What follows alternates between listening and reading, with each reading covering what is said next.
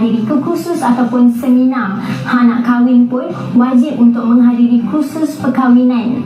Tapi Ana yakin ramai di luar sana belum lagi pergi ke kursus bidang perniagaan. Untuk episod kali ini, Alia sangat bertuah kerana bakal berjumpa dengan ikon belia yang bukan sahaja berjaya mengubah status kehidupan mereka, tetapi mereka sudah berjaya membantu ramai orang untuk turut hidup senang. Nak tahu siapa? Ayo kita mulakan dalam #fighting takkan gentar.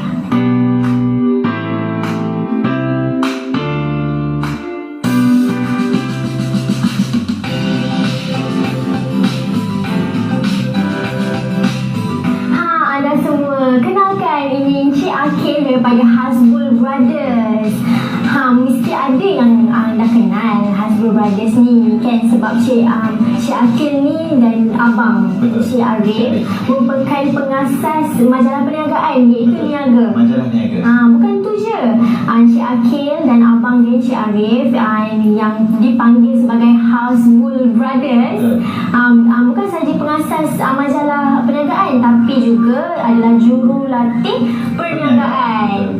Cik Akil, nak tanya ni, untuk belia kita ni, mana yang lebih baik untuk belia kita fokus? Mencari peluang pekerjaan ataupun mencipta sendiri peluang pekerjaan? Saya suka sangat dengan soalan ni sebab saya juga banyak terima soalan daripada belia. Sebab ramai yang lepas grad, mereka tak tahu saya nak start bisnes ke saya nak kerja dengan orang lain dulu.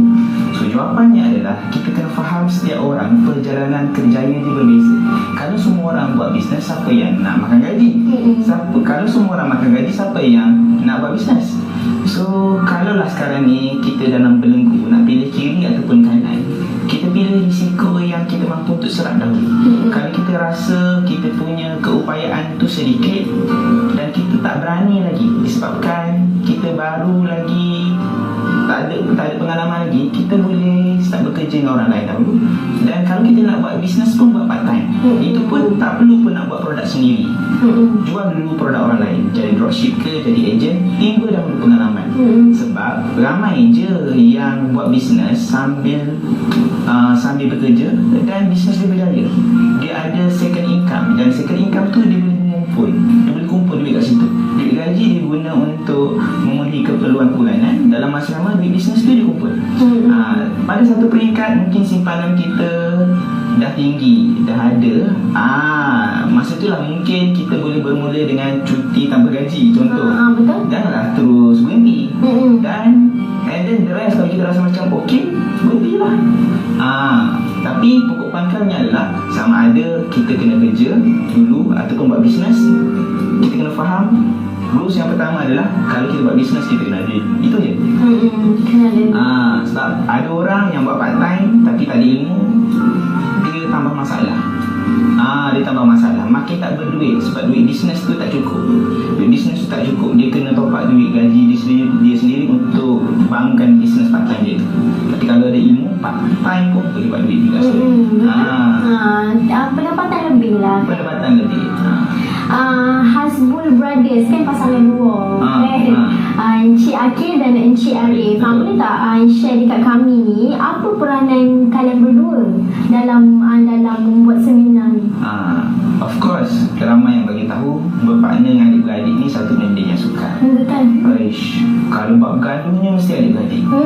Cuma saya bagi tahu Tuan Arif dengan saya ni dah 12 tahun kita dah berpartner, dan kita dah melalui jerit perih yang bersama. Mungkin kematangan tu yang membuatkan kami ni masih lagi kekal sampai sekarang.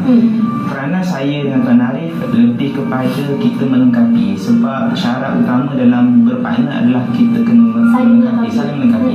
Macam Tuan Arif, dia lebih banyak pengalaman daripada saya. So sebelum buat bisnes, sebelum kita start merancang, dia tahu dah apa benda yang kita kena elak daripada langgar dinding. Which is kat situ saya perlukan otak dia. Tapi saya ni lebih kepada banyak mengurus staff. Tuan Arif lebih banyak menggunakan otak dia untuk kembangkan bisnes Hasbul Brothers. So Tuan Arif lebih banyak ke depan, saya lebih banyak menjaga hal-hal syarikat supaya staff tim kami ni capable untuk bawa syarikat ke tahap yang lebih baik? Cik Akil, Alia ada seorang kawan ni, dia ni buka kedai makan dan baru-baru ni dia kena tutup kedai makan dia. So modal dia semua habis lah. Hangus semua. Okay. So dia tengah down sangat. So boleh tak Cik Akil jumpa dengan dia, sebab Alia fikir Cik Akil kan jurulatih dalam perniagaan ni, mungkin boleh bagi kata-kata semangat, bagi tips ke. Jadi kita jumpa dia? Okey, boleh. Okey, jom. Sementara Alia dan Encik Akil tunggu kawan Alia kejap lagi sampai.